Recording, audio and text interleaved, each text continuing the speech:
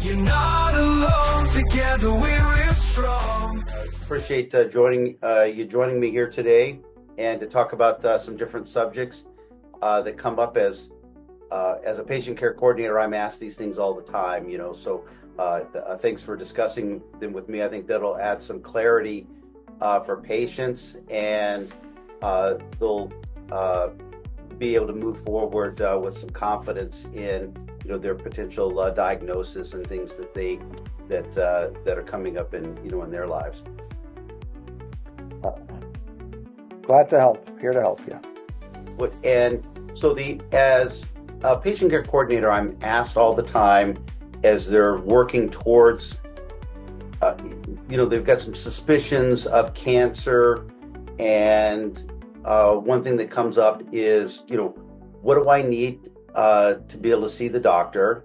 What type of diagnostics do you as a doctor need to see?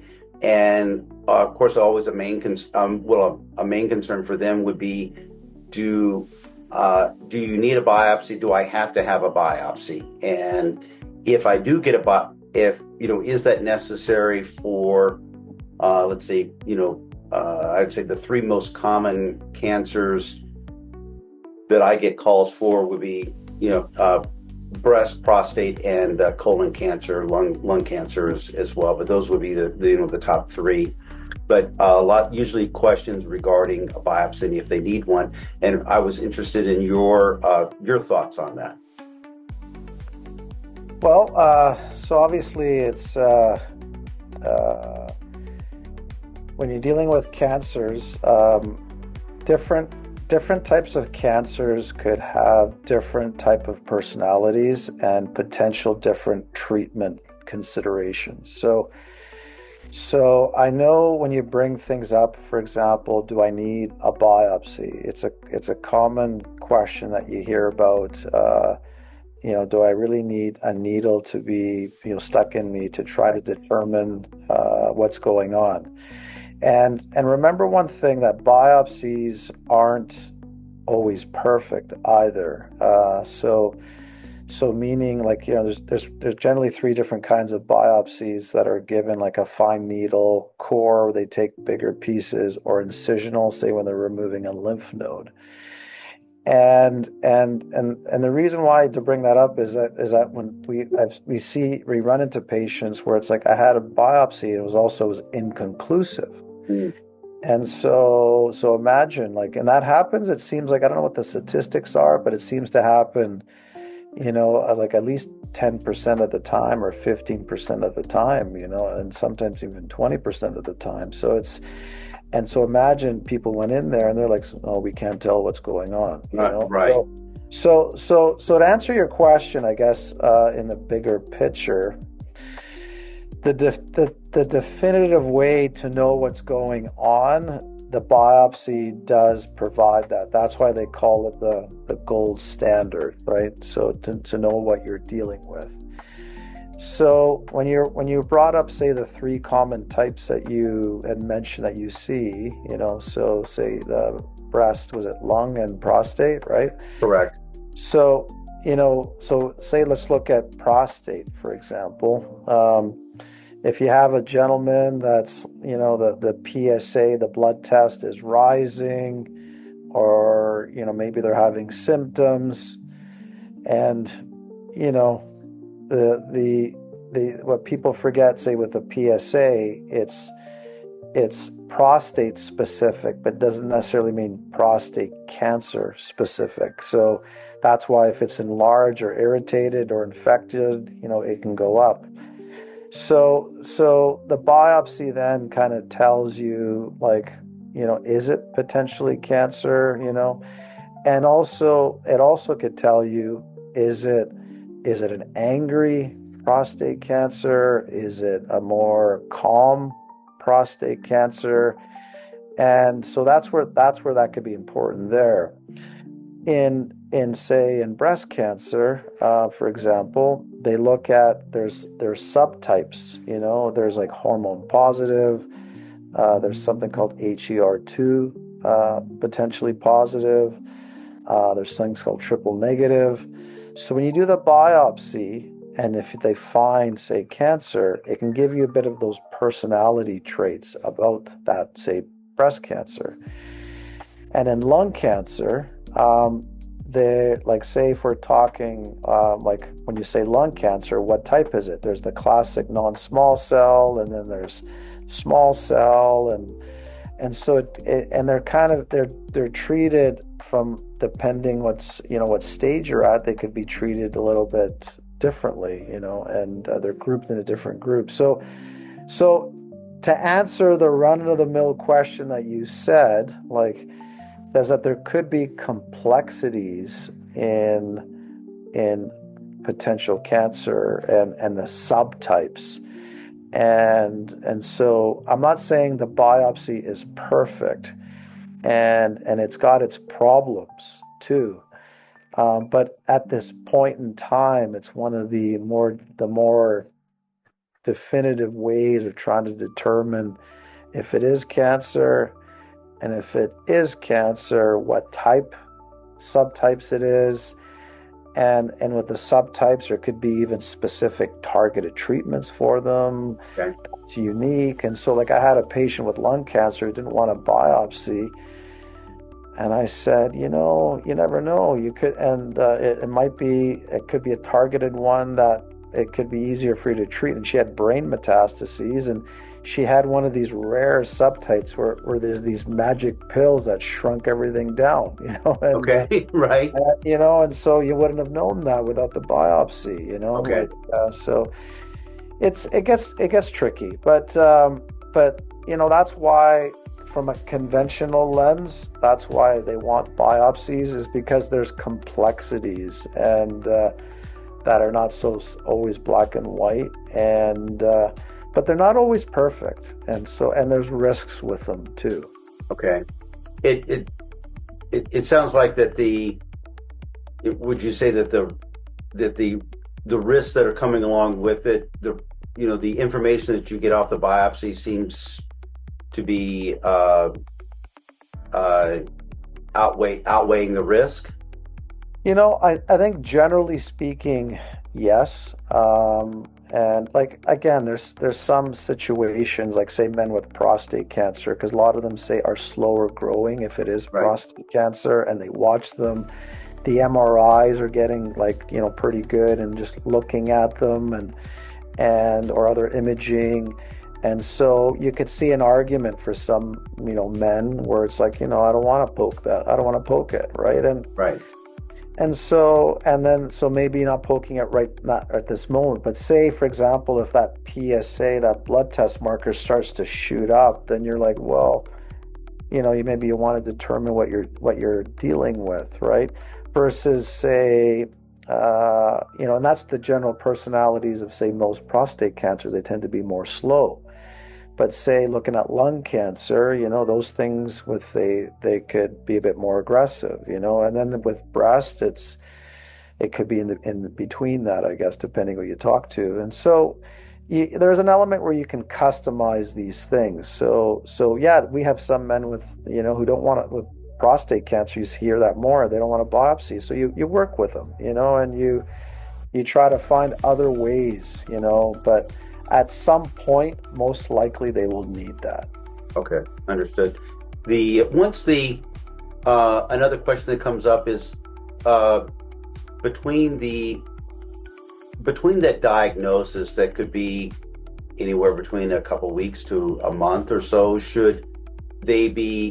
are there some treatments that they could receive at, let's say, at your facility, at a integrative, a natural clinic, a facility where it would benefit them to receive some treatment prior to the biopsy? You bring up a question that I think doesn't get enough attention, and because it's so, imagine this. So say there's someone with a suspicion of cancer. Okay, so emotions are high, right? Right. So there's one element. Yeah, they need some support, just on suspicions of that, right? And then say they're preparing for a biopsy. So biopsies aren't benign. They're going in there generally, with a Right. needle, and depending where it is and how deep they're going. So you think biopsies are good for the rest of you? The answer is no, Right. And it's a procedure, right? It's a surgical like procedure. It goes in there, it stirs things up, it's immune suppressive. And so you're going into that tumor microenvironment and into the body's healthy tissues, depending where it is. And so there's never this discussions on prepping people, before that and after that. Right. And I think it's a really important period to really I think for people to understand and think of and makes you think about what can we be doing to try to minimize potential complications there, keep the body strong there. And who knows, when people are talking about these little cells so that the body, because it creates this inflammatory environment that you're wanting it to be contained and calmed. And Right. so I think conventionally, see, the thing is, conventionally they know this as well, but from a conventional hat, they don't have any known tools for it. Okay. It's like, what do you give them? What do you do? It's Right. like it's there isn't a standard approved things to do there, right? And Okay. but from our side and our world, it's like, well, we're trying to make you stronger, healthier. Now they're talking about, say, people before surgeries, should you be working out? Should you be?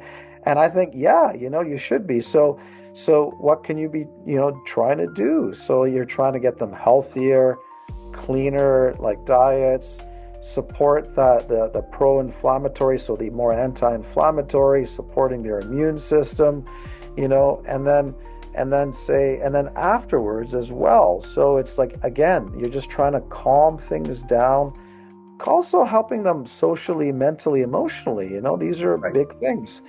And then some biopsies, there's patients where there's bleeding, and so there's complications, and so you're trying to help in that. So I think it's an opportunity for patients to get support, and Okay. then the $1 million question then obviously is, could this be helping them down the road? Right. So can this be helping, say, if you're talking about curative, can this be helping with calming that pro-inflammatory, that seeding environment? Could that be helping with reoccurrence risks? Could it be helping with survival? One of my patients, for example, he's a very educated researcher, healthcare provider. He's knows his stuff and reads a lot. He's in the trenches. And so he was dealing with a deeper cancer inside his body, and it was called a liposarcoma. So there's fat around the cancer, and he's like, what, they're going to go in there with a needle and track things out and these fat cells. And so he was, and him having dealing with cancer himself, he's like, yeah, I want to do my best to kind of dealing with things before and after as best as I Right. can if I have to do this, Right. and if there's a way to surgically deal with it, I'd rather deal with that, Right. And just getting what, even when speaking with patients that think that they've got something going on, and during that period of time that I'm having conversations with them, before the biopsies and leading things up to it and afterwards, you can hear the stress levels. I mean, that's, I don't know how you couldn't be concerned about it. So getting some help, going and getting some help before and after, I think could only be beneficial. Even the calming reassurance, from the doctor that, hey, we're on it. We're doing some things to help boost up your immune system prior to the stressful event that's going to happen to your body. Yeah, and what it also is, it's so you're walking that path with them, And also, you're another eye to make sure that everything is okay, Right. that there are no complications. And also, say, for example, when they do that, say they do the biopsy or whatever, and then you're another eye to help them to look at the pathology report, just to, to make them understand that. Like, for example, I had a consult today from a younger woman with the breast cancer, and so one of the things we did today was go through her pathology report because her oncologist didn't explain it to her, Right. and so I went through it with her, and this is why they're suggesting this. This is why that. These are some features, unfortunately, that are higher risk than, say, somebody else. And so you're there to kind of help them, like, all the way through that, as well. So also making sure, like, if somebody's coming in and they were wanting to do a fine needle biopsy on a lymph node, it's like, well, the best way is actually to remove that lymph node, because you got the whole thing and you could chop it into pieces and look at it, and that could decrease your risk of having a biopsy that's inconclusive, meaning we're still Right. not sure. So I think it helps in many ways, but I think to the point what you just said, I think it's brilliant that, yeah, like I find conventional medicine tends to downplay them. Like, oh, it's Right. just a biopsy. Correct. It's just a biopsy. And it's like, is it just a biopsy? You're going in a surgical procedure, Right. and so when people are doing like bigger surgeries, you're trying to do your best to support them. Why aren't you trying to do it here as well? Right. Go and have a consult with your doctor, your integrative doctor, and start putting together a game plan for treatment before and after. Hopefully all of this turns out to be, you know, uh, benign, and there's not a big and it's not a problem. And I've said many times, this is a business that I hope you never need me, right? But if you do, then I'm here. I'm happy to help point you in the right direction. But have that consult with a doctor. That way, you're putting together a game plan uh, you know, uh, prior to your procedures, after your procedures, and then even sometimes the they have no idea. Patients may have no idea what they should be. Could I be eating something to help out? Could I be, would exercise help me out prior? Sometimes the process of these diagnoses may only take a couple of weeks, and sometimes, depending on where you are and how busy your doctors are in your area, that may take a month, for those diagnoses. And the I've not had cancer, but I've been in some rough medical spots. I'm not new to the planet, and a month is a long time, right? A lot of things can happen during that period of time. So, getting that extra support, could be, could really make a difference. I think. Yeah, no, I agree with you, and that's why I think when patients ask sometimes is when should I see you, or when should I see it, and I go right away. Like, Right. why wait? Because, and as you said, you can also help to guide them to, okay, if say, so you can discuss these things back and forth with the biopsy, yes and no, and risk back and forth. Okay, these are things you could do. Try to help yourself around that. And then maybe if surgery's around, maybe helping them to find like a surgeon, and maybe ones that you Right. feel like are useful or help, and you can just help all along those ways, right? And so, I mean, so I think that, as you said, like, you can really help them in many ways. And some people who really would need that extra help, some of them maybe, feel it's not as important for them, but nonetheless, I think it's there for those who want it. And then you're making these, you're having these so many things can come up during that consult. The doctor may see other things that need to be addressed, or as you mentioned, you may have referrals for that patient, uh, for instance, surgeons and other places to go get additional help. And an integrative doctor isn't necessarily standing as an island on himself where everything has to be done inside his facility. The if that's the case, then go find somebody else, right? You want somebody who's going to be giving you're there to help them get their life and their health back. And if there's recommendations outside the facility, a good doctor is going to do that. Right. I agree with you. And as I said, I think this is great that you're bringing up this area, because I've always felt it. These potential biopsies are downplayed, and so conventionally it's like a water off the duck's back, it just rolls right off. Right. Right. And I personally don't feel that's totally true. And so there's things I think people could do proactively to help them out, to make them stronger, to be supported, and to helping with potential risks following. So, for example, like maybe I'm biased, but maybe I am biased, but I always love the IV vitamin C's before and after biopsies. I like doing stuff like that. And for those who want to do that, that's what I recommend. You can't. There's a big difference between swallowing vitamin C that you got at the grocery store and going in and getting some IV help and therapy.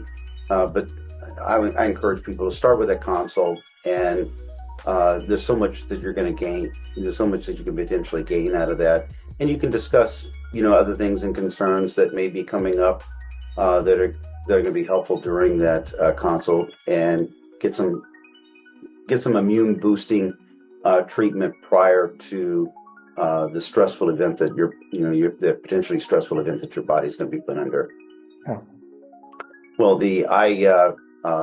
I greatly appreciate our conversations, and I know that they're helpful for others, and that's the nice thing about videos like this, is that it starts off by helping a few, and then it just expounds over time as people are looking at it. And I appreciate you answering the question, because so many times I've asked a doctor and I go, do they need it? Yes. And then there was no other explanation of getting treatment prior or help prior or after that, because even the diagnosis, it can take between getting the biopsy and the results for that could be another week, or longer.